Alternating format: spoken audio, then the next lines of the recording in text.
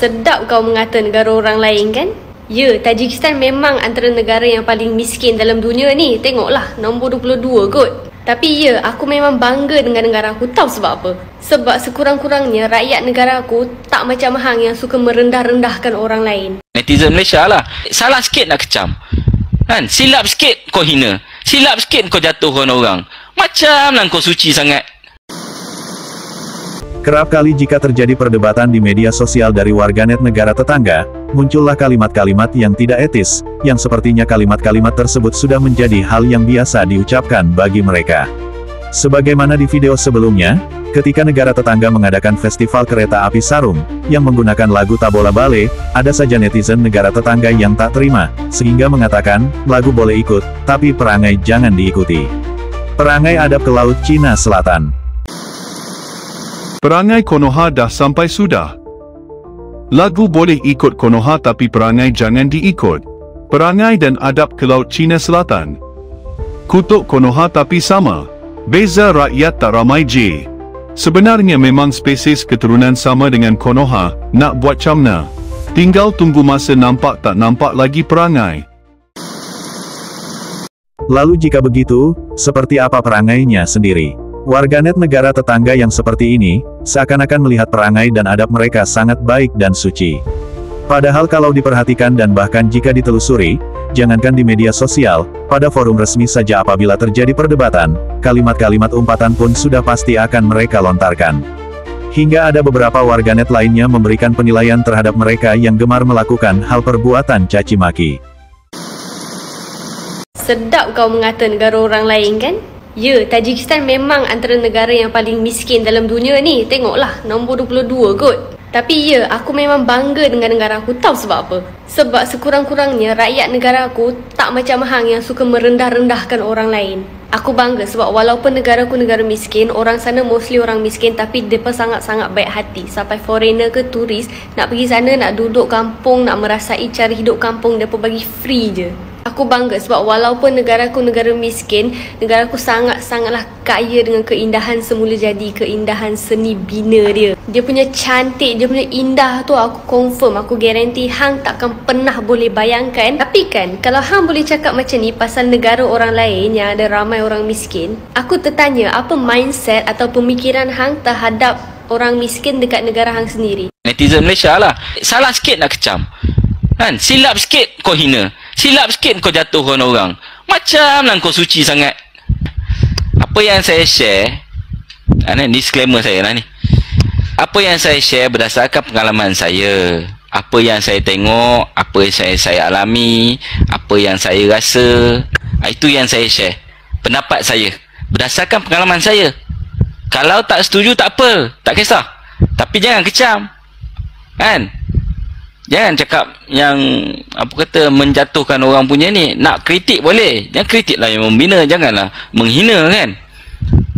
Ini macam-macam pula kata kat kita kan. Jangan belagak suci sangatlah kan. Komen orang sedap. Bukan saya tak kata tak boleh nak komen. Komen boleh kan. Tegur boleh, nasihat boleh, tak ada masalah. Tapi jangan sampai menghina, mengkecam lebih-lebih sangatlah orang. Seolah-olah anda suci sangat. Dah 2025 dah. Kita anak-anak Jawa dah tak perlu nak merentan dah. Kalau pergi raya, orang kata, muka Jawa. Muka Jawa, muka nampak sangat muka Jawa. So? Ini belum lagi dengan perangai dari sebagian oknum netizen lainnya, ketika berdebat dengan orang Indonesia. Di saat tidak bisa berargumen dengan topik yang dibahas, seperti biasa, perilaku denial syndrome pastinya akan keluar, sehingga keluar dari konteks pembahasan, maka keluarlah kata-kata yang biasa mereka konsumsi itu, dengan menarasikan suatu pembenaran sebagai kata kiasan. Dan belum lagi dengan perilaku toksiknya ketika diserang balik. Dekat Indonesia, duit kamu murah! Duit kamu murah, tahu tak? Tahap bunyi macam resis. Tapi, bila jalur kriminal sendiri kibarkan dalam keadaan yang cukup hina, diam 1000 bahasa. Tak ada langsung yang ambil peduli. Ironi kan? Nak jadi nasionalis, tapi lupa nak tengok simbol negara kita sendiri. Sangat bikin geram, pageant lovers asal Malaysia ini menghina nama negara Indonesia. Jadi bukan pageant lovers Indonesia yang dihina, tetapi nama negara Indonesia yang dipelesetkan dengan menyelipkan nama binatang dalam bahasa Inggris seperti yang terlihat di video ini. Ini menurut saya kayak wow, itu sangat-sangat keterlaluan. Mungkin mereka pikir mereka Venezuela kali ya gitu ya, jadi kayak seolah-olah bisa merasa lebih oke dari Indonesia, padahal Malaysia ini kan hanya memenangkan crown Miss Cham saja gitu. Masa dia mau menyanyi Indonesia yang sudah memenangkan beberapa crown, dan kejadian ini terjadi setelah kemarin Supra Top Model itu dan Malaysia keluar sebagai pemenang dari kawasan Asia Oceania, dan si orang ini pageant lovers yang menurut saya sangat keterlaluan ini langsung menyebut nama, mencari where is like in bla bla bla Malaysia seperti itu, dan kayak wow, lu baru menang Top Model, tahun lalu aja Indonesia menang crown utama melalui Harasta sebagai Miss Supranasional. Kemudian lu berani-beraninya nyenggol-nyenggol pageant lovers Indonesia dengan mengolok-olok atau memelesetkan nama negara yang kita cintai ini. Menurut saya keterlaluan. Hal ini jangankan dengan orang dari negara luar, dengan sesama warga negara yang berbeda kaum, atau berbeda negeri pun mereka akan habisi. Sehingga tak heran jika kaum cendekiawan negara tetangga menyatakan kalau itu adalah sebuah penyakit yang ada di negaranya, sehingga menilai perangai warganya sendiri. Memang patut kena penampak. Siapa yang setuju dengan saya? Sebab apa? Yang pertama, sebab budak di Cina. Lepas tu kapiak. Yang ketiga, tak puasa. Memang budak tu layak kena penampak. Daripada kamu nak tampar budak tu, baik kau tampar saya. Saya rela kena tampar daripada kamu untuk budak tu. Begitu kejam, begitu resis. Saya hampir tak boleh percaya yang video ni wujud. Ini kita kena bagi orang-orang yang bengong ni tuan-tuan. Kat Malaysia ni ada 4.2 juta rakyat Malaysia yang bodoh. Jangan rasa malu nak bodohkan dia orang ni, sebab dia orang memang bodoh. Dan saya nak beritahu, jumlah yang bodoh ni bertambah. Saya sangat kecewa, menghina, mengkritik, mencaci, memperbodoh-bodohkan orang lain. Melayu ni nyakit deki. Kalau orang senang, dia susah. Pelik sungguh. Nah, patut orang senang, kita tupang senang. Dalam kita benci pendatang asing ni, kita patut malu dengan dia orang sebenarnya. Dia orang ni macam kita juga. Kita pun ada juga yang cari rezeki kat luar negara. Kat Singapura, kat Australia. Cuba bayangkan adik-adik kita yang kerja kat negara-negara tadi. Lepas tu, orang yang kita kerja kat negara diorang tu pandang rendah kat kita. Sedih kan? Padahal diorang yang datang ni mostly saudara seagama dengan kita.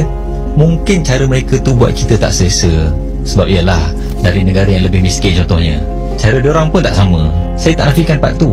Satu lagi, mungkin kita rasa diorang ni lebih kotor, atau para serupa diorang ni tak handsome lah apa semua. Ironinya, orang-orang yang pandang rendah kat kita pula yang kita biasa pandang tinggi. Contohnya, kalau ada pengunjung dari negara barat, cuba tanya kat orang barat, apa sebahagian dia orang fikir pasal orang Malaysia. Hari tu macam tu je dia hina kita. Cakap tak ada duit lah apa semua. Bukan main lagi kita sanjung, layan baik. Padahal mungkin kat belakang macam-macam lagi dia orang cakap. So, part mana kita patut malu? Pertama, bab solat Jumaat. Kebanyakan orang Bangladesh, Pakistan yang datang tadi tak tinggal solat Jumaat, sanggup jalan kaki jauh berkilometer. Yang kedua, bab kurban. Bangladesh dan Pakistan ni, dia orang akan simpan duit sikit-sikit, tabung setiap bulan untuk buat korban. Kita, berdasarkan data, yang biasa buat korban ni, yang tua-tua je. Yang muda, Hal seperti itu memang bukan berarti kita memukul rata semua warga negara, tetapi hanya warga negara tetangga yang bertipe M sajalah yang biasa berperilaku seperti itu. Bahkan sudah mencapai tingkat overdosis. Kebiasaan menghina ataupun merendahkan orang lain seringkali dikaitkan dengan kepribadian yang kurang baik, dan bisa menjadi tanda adanya gangguan kepribadian narsistik atau narcissistic personality disorder. Gangguan ini merupakan kondisi psikologis yang membuat seseorang merasa dirinya atau kelompoknya lebih penting, lebih hebat dibandingkan orang lain. Baik dalam pikiran, maupun perilaku sehari-hari. Sehingga tak heran, jika negara tetangga dinilai dengan tingkat rasis tertinggi se-Asia Tenggara. Bahkan tingkat rasis di negara tetangga akan terus meningkat. Meskipun dihidupkan jargon perpaduan, namun aroma rasis masih jelas terlihat. Sebagai contoh, ketika masalah bendera negaranya dipasang terbalik, bukan individu tersebut yang dipermasalahkan, tetapi malah kaumnya lah yang dipermasalahkan. Perangai seperti inilah yang tidak mereka sadari, bahwa sikap dan sifat tersebut akan membawa perpecahan dalam suatu negara. dan bisa menjadi bom waktu untuk negara mereka. Cukup sekian video kali ini. Terima kasih. Sampai jumpa lagi.